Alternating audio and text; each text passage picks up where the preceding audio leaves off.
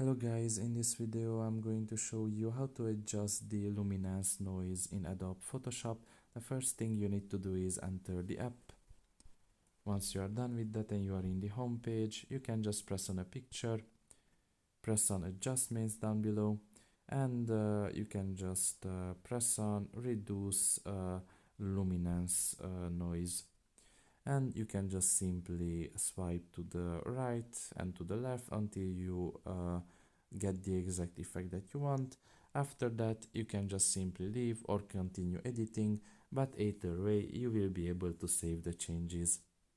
So that's pretty much it really. I hope this video was helpful to you. Thank you for listening and see you next time. Bye bye.